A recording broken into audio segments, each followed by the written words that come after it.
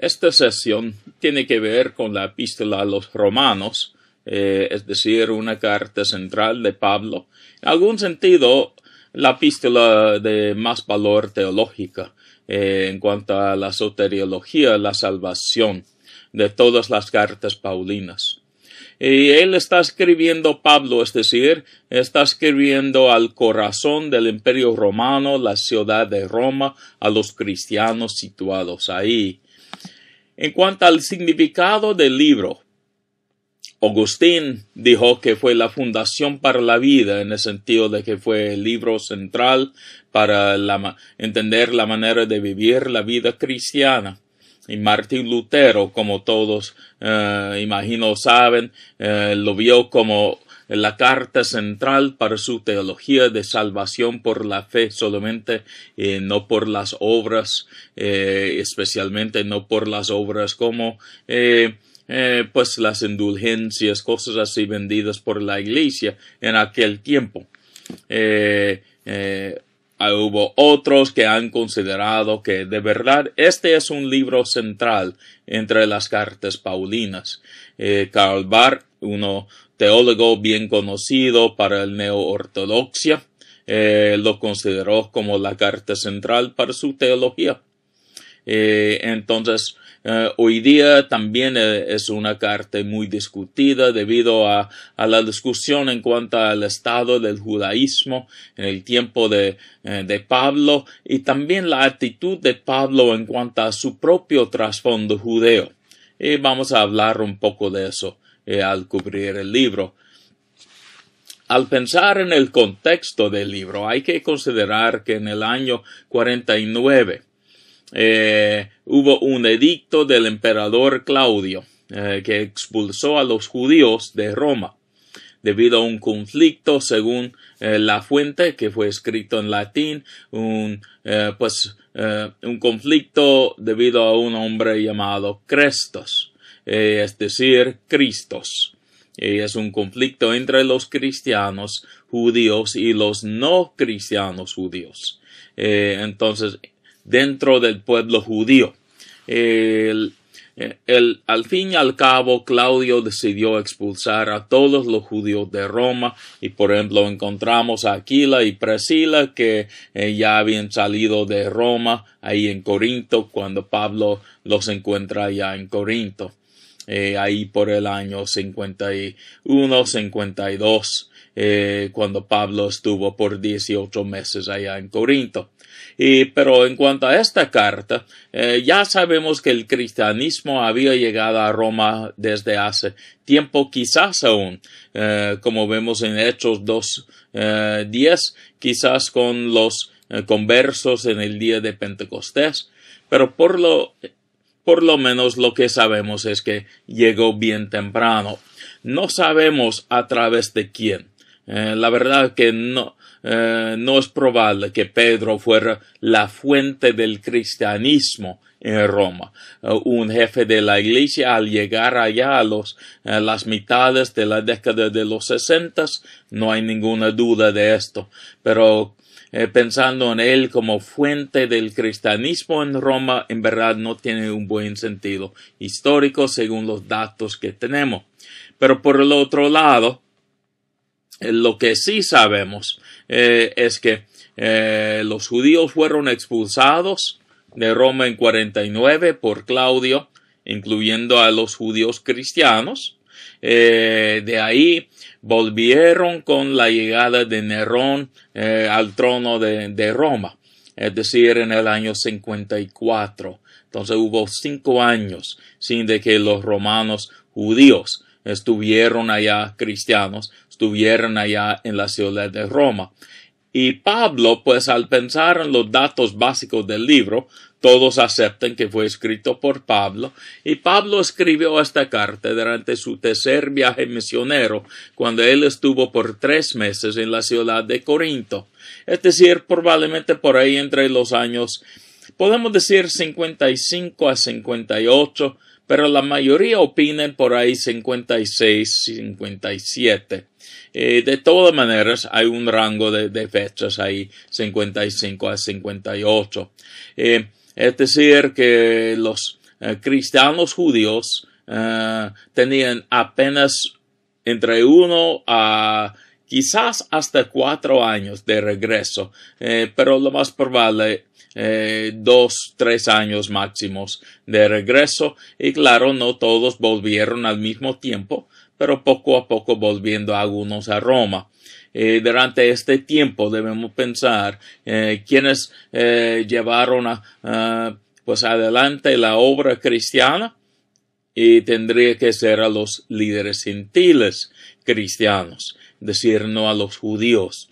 Y entonces cuando Pablo escribe su carta a los romanos, la iglesia ya tiene que confrontar este conflicto, al decirlo así, o por lo menos, mejor dicho, tensión entre los cristianos gentiles que ya habían llegado a ser líderes en la iglesia y los cristianos judíos que pues fueron los líderes en tiempos antes de ser expulsados por Claudio, pero ya han vuelto.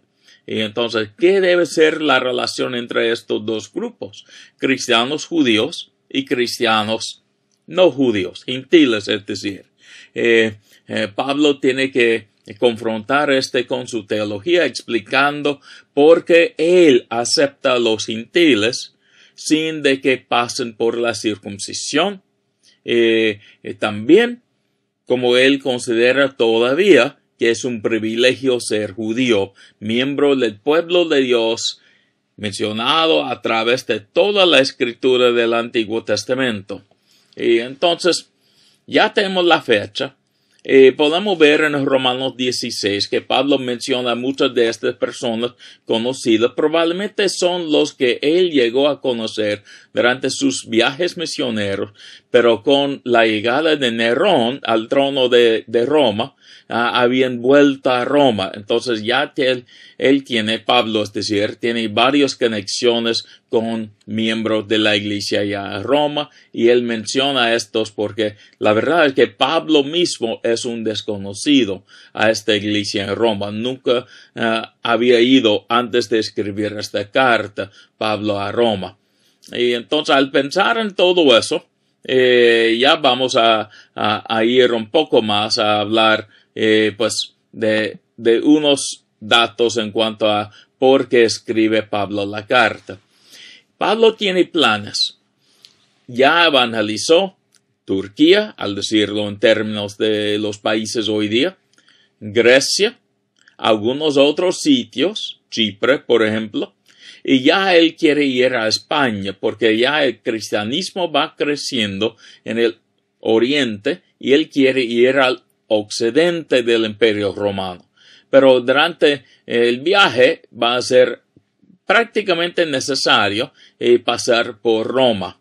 Entonces él hace sus planes para pasar por Roma, y él escribe esta carta como una introducción de sí mismo para la iglesia allá en Roma, para que ellos conozcan un poco más de su trasfondo, su teología, su ministerio y sus deseos de ir a España. Por el otro lado, él quiere también que ellos apoyen en el ministerio para alcanzar a los de España. Entonces él va a pedir ayuda también de ellos, por lo menos hospedaje, que ellos ayuden con los gastos que él va a tener allá en Roma, pero en verdad él espera que ellos ayuden con más pues una ofrenda más amplia para financiar en parte pues la obra allá en España. Y vemos también eso en el primer capítulo de Romanos, porque en los versículos 16 y 17 Pablo explica su propósito. Y él dice que este es el evangelio que ha predicado él, no tiene vergüenza él de esto. Entonces él va a explicarles todo de su evangelio. Vamos a pensar brevemente en cuanto a los recipientes, es decir, los cristianos allá en Roma. Claro, Roma misma fue una ciudad tremenda en ese tiempo. Tenía una población entre 1 y 2 millones de gente, probablemente más cerca de 1 millón de gente. También con una población de judíos bastante grande. Claro, reducido por el edicto de Claudio, la expulsión, pero todavía una población bastante grande. Y al parecer hay dos grupos en la iglesia, pues, cristianos judíos. Muchos de estos ya conocen bien el texto porque son judíos y el Antiguo Testamento es el texto y ellos lo han estudiado a través de su vida. Entonces son los maestros de la iglesia prácticamente y tienen todo el trasfondo para la enseñanza y son líderes naturales para la iglesia. Pero también hay este grupo que hemos mencionado de los cristianos gentiles y este es el grupo que más crece en la iglesia. Entonces la mayoría piensan que es una mayoría de gentiles como los recipientes, pero con un grupo bastante numeroso de judíos cristianos también. Y en cuanto a la estructura del libro, claro, vemos la introducción en el primer capítulo, versículos 1 a 17.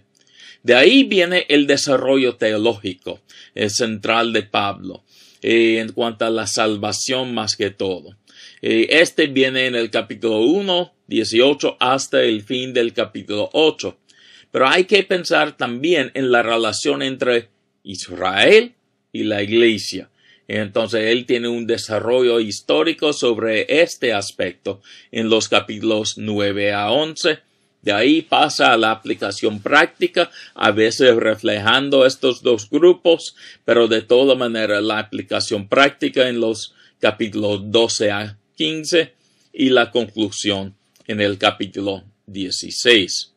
En cuanto al trasfondo de claro, uno puede ver a veces en la nota al pie de página que algunos han puesto la parte final del libro, es decir, capítulo 16, los versículos 25 a 27, los han puesto al fin del capítulo 14. Según los padres eclesiásticos, se debe a Marción. Él trabajó por ahí, llegó a Roma por ahí 140 del segundo siglo, es decir, pero era denunciada por la iglesia en Roma debido a su doctrina que no fue aceptable para la iglesia porque Marción quería rechazar el trasfondo judío, es decir, mucho del Antiguo Testamento y mucho del judaísmo en sí. Y la iglesia dijo que no.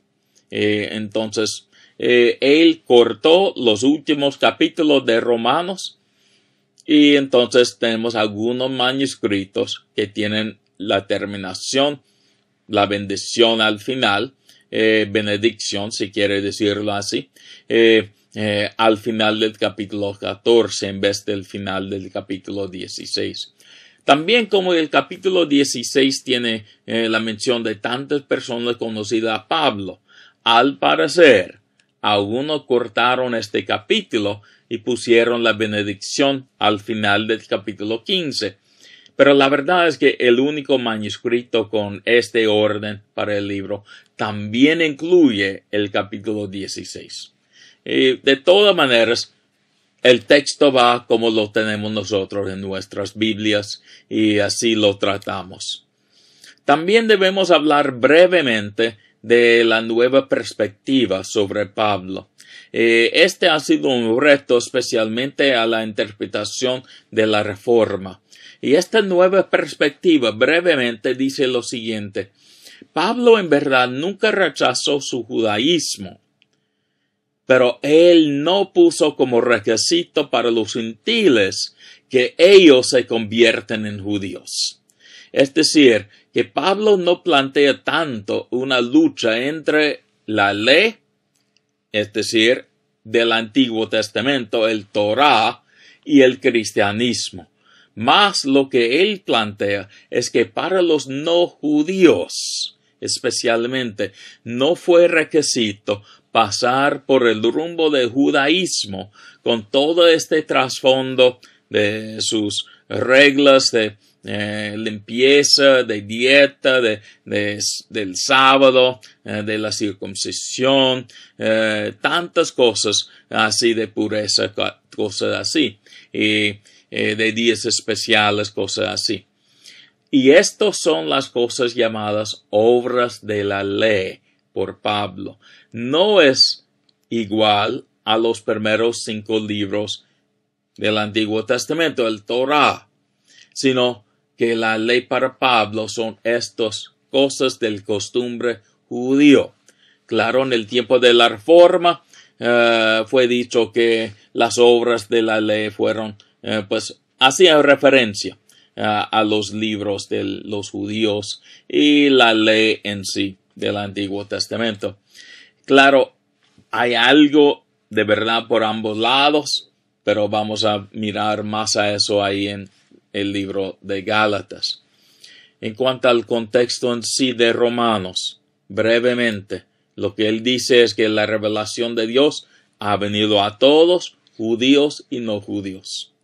Y todos deben responder, y algunos aún no judíos han respondido a la revelación que ellos habían recibido.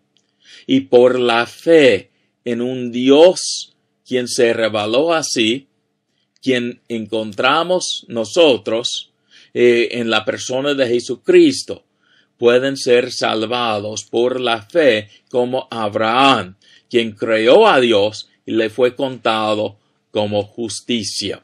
Entonces, para los creyentes, judíos o no judíos, la salvación viene por la fe en Jesucristo.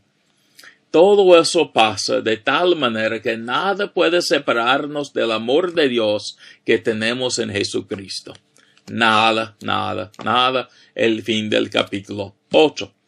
Pero en los capítulos 9 a 11, Pablo demuestra de que, pero los cristianos no judíos no deben menospreciar al judaísmo tampoco, porque Dios escogió a este pueblo y es un pueblo especial para él, como vemos especialmente en el capítulo 11, y los no judíos son los añadidos a la rama, al raíz, es decir, y no los judíos, ellos encuentran su plenitud de su fe en Jesucristo. De ahí viene la parte práctica. No vamos a centrarnos demasiado en eso, pero le da una introducción a la carta de Pablo a los romanos sin tocar todos los asuntos de la teología. Claro, tendremos otra clase para eso. Pero que Dios les bendiga con esta parte sobre la carta de Pablo a los romanos.